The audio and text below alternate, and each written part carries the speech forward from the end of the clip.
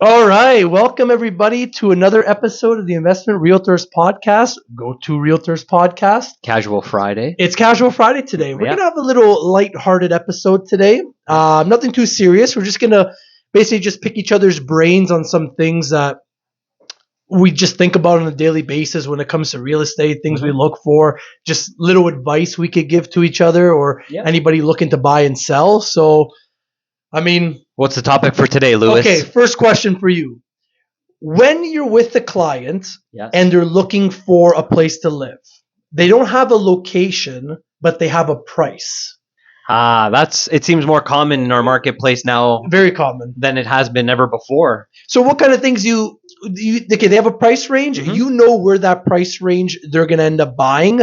So you have a couple places you're thinking of. Yeah. What's some advice you give when you're trying to narrow down the location in the price range? Yeah. So we usually set boundaries. Obviously, if it's price driven, we always ask them, okay, so, well, where's your family located? Your Okay. job? What's your distance? Like we always like to say, okay, an hour northeast, southwest of the GTA. Then we can kind of narrow in the search from there.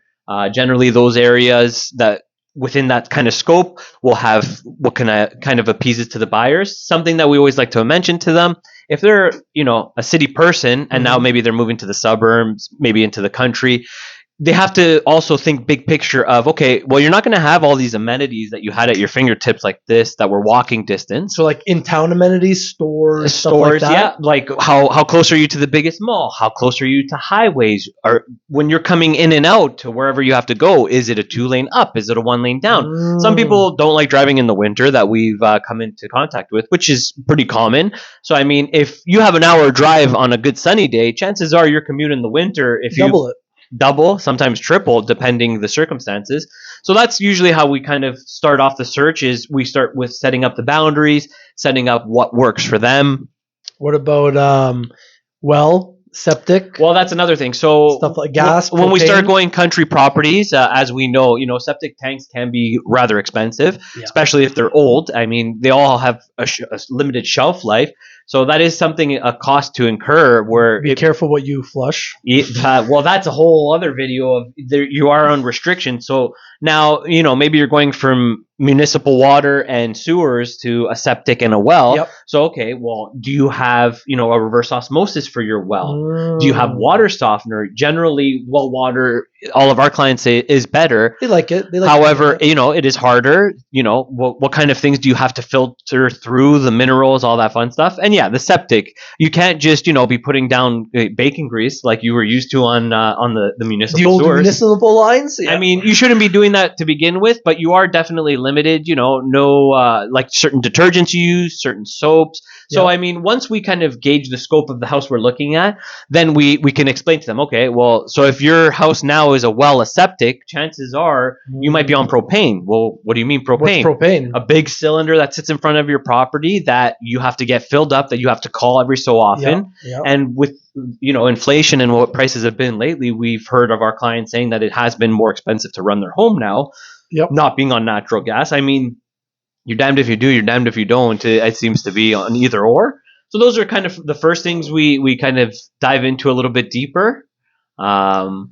Okay, so that's going to be for country houses. Yes. Now, if you had somebody looking, whether they're looking freehold or condo, So what are some of the things you kind of like? Here's a warning for a condo. Yes. Here's a warning for a freehold. Here's some things to keep in mind. Like, what are your thoughts on that? So, I mean, freehold versus condos. Some condos we see, the buildings are pretty good. They sometimes will, include in the condo fee your water, your hydro, Yep. your gas. Yeah. Sometimes we see condo fees that are outrageous and all it covers is, maybe snow and garbage because it's a private property. That's it. So, I mean, it all comes down to no one size fits all, what works for somebody versus what doesn't. Obviously, we always kind of push the freehold if you can. Freedom. There's more freedom with Limit your freehold. restrictions. I mean, that's like, there's no problem with a town or a semi, but if you can afford to have a detached freehold, we would always kind of push that rather than, maybe having a neighbor on each side or something like Or that. being in an apartment building. Apartment buildings, yeah. I mean, one thing you'll have to keep in mind is an elevator. So your grocery store, you got 10 bags In and out, unless up and down. yeah, unless you got a big hook that you're carrying all the bags in. I mean, Pets. those are all pet restrictions. A lot of condos do have a bylaw where either you can have no dog or your dog can maybe be Certain limited to size. 5 pounds, 10 pounds. And I mean, you don't want to get on the condo corp's bad side. Then it's just a whackload of problems. Even backyards. If you have a dog, you Yeah. have to let him out every couple hours. Well, you have to then go backyard, bring that's him the down thing. every time. You have a balcony. You're not going to have your dog go out on the balcony. You mostly can't. Yeah. No, so- Barbecue restrictions. Yeah, usually what we've seen, especially in a lot of the newer buildings, they have like a designated spot on top of the barbecues that you have to sign them out. Yep. They're kind of a first come, first serve basis because they don't want barbecues even if you do have a balcony, because there has been issues in the past Of course. propane's exploding, people being careless, you slip something on, forget, Yeah. whatever. Like everything in life. Yeah. Something's ruined by something. Of course, you some have to always be negligence. careful. Absolutely. Okay, so condo, and so what would be the difference, would you say? Because there's condo townhouses Mhm. and condo apartments, and then there's also retirement living spaces, all similar, Yes, but different in their own way. different in their So own way. retirement, usually they have like it's a 50 plus kind of community where you would have to, with an offer, you would have to Prove you're a also- certain age. exactly, and then you'd have to get an approval from the actual board of committee. Yeah, which is tricky. it is That can tricky. be very tricky. And then a condo style kind of townhome. I mean, again, you're kind of limited. Generally, how we like to explain it, every condo is different. So once we kind of view the status certificate, get a lawyer review, we know. But generally, if you're in a condo style townhouse, they usually take care of the roofs, the structures, things of that nature. Anything outside your Outside. four walls. Now, that's not to say that's the same for every condo style townhome. I live in a condo style townhome where really all they take care of is plowing on the mutual kind of roadway Yep. and garbage that they contract out to the city of Peel or the municipality of Peel. And then generally with any kind of condo style townhome, you don't need permission on stuff you're doing inside unless you're doing Mhm. major alterations. Structural stuff, Absolutely. right? Condos, kind of the same thing. I mean, condos, you don't really have to worry about the structure itself because that's what the reserve fund's there Yeah. for. Yeah. They take care of all of that. Same thing on the inside. If you're not, changing something structurally, you're usually, you can put in a new kitchen, put in a new bathroom. And you're okay. You mentioned reserve fund. So Yes. reserve fund is strictly when looking to buy a condo Yes, property. yes. And what to sum it up, what would you say a reserve fund is, and what are you looking for more or less? Even though the lawyers Mhm. take care of it, we kind of want to be aware of what exactly Yeah. is going on with the So a reserve healthy fund. reserve fund. So I mean, a reserve fund is those monthly fees that they're collecting. They go to paying the bills, like I had mentioned. Whether it's plowing, whether it's garbage, and then the reserve fund is to take care of those things like structural. So generally, they'll do also something called a special assessment. Mhm. So they'll make sure that this building is 25 years old. It's going to need, let's say, an all new roof. Yep. If there's not enough in a reserve fund, then they'll have to do a special assessment, which then gets fronted on to each unit owner. So if you're paying $100 condo fee, let's say, there's not enough in the reserve fund, they do a special assessment that's going to cost, $80,000. Well, now they're going to do 80,000 divided by 20, and So everybody's got to come up with yeah, it. you have to. And I mean, in today's day and market where everything's already so tight as it is, an extra cost can really put a financial burden on people. So that's something to definitely be wary of, is just make sure the lawyer gives you the go ahead. Yes. The reserve fund is healthy. There is no excessive spending, no Yeah. stupid kind of, alterations or something that wasn't spent well. And that's a big thing on having a good board of directors. Yeah, most lawyers they're pretty well versed Yes. in looking at the status certificate, which is what you request when buying a condo. Yeah. And they'll tell you what they're spending money on, what Yeah. they've spent in the past. Yep. Are they very loose with the money, or are they Yes. very reserved? Yeah. And you could tell when sometimes you go to condo buildings Yeah. and you notice, okay, this parking lot hasn't been repaved in God knows how long. Which could kind of be a good thing because it might be they're that frugal. yeah, They're very where, frugal Where with it. they're, of course, you want obviously stuff upgraded and Mhm. taken care of, but you also want to make sure that in a way they are being frugal and they're not spending your money Unnecessarily, right? because generally what we see is the maintenance fees always go up. There are some times where it could go down, but it's very Super rare. and it never really happens because with the cost of living and everything else, everything just costs more. So I mean, you want to make sure that nothing is not safe, but you also want to make sure that they're not switching light fixtures that were changed 2 years ago because they want a different color. Like that's just unnecessary spending.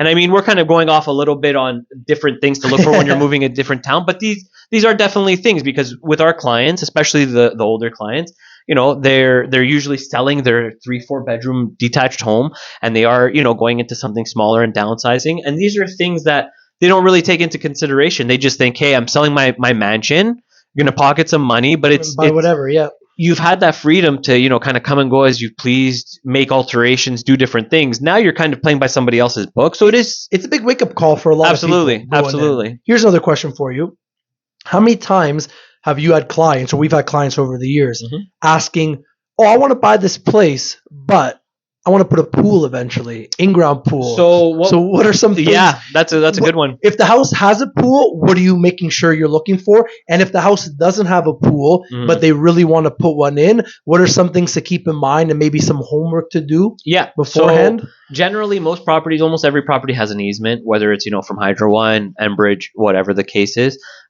If you have an easement, for example, that runs across the entire backyard, and your pool is going to go there, chances are you probably won't be able to put a pool, because how the easement works is they're going to come in there, let's say in 20 years, and they have to do something different. They're going to rip up your pool, and they don't need to put it back. Yeah. So we always tell our clients, do your due diligence. I mean, we try and help out as best as we can, but we also can't have the exposure or the liability on our end, so they have to do their own due diligence. Yeah. We also look in, and we'll give them the heads up on our software, like, okay, there's some form of easement.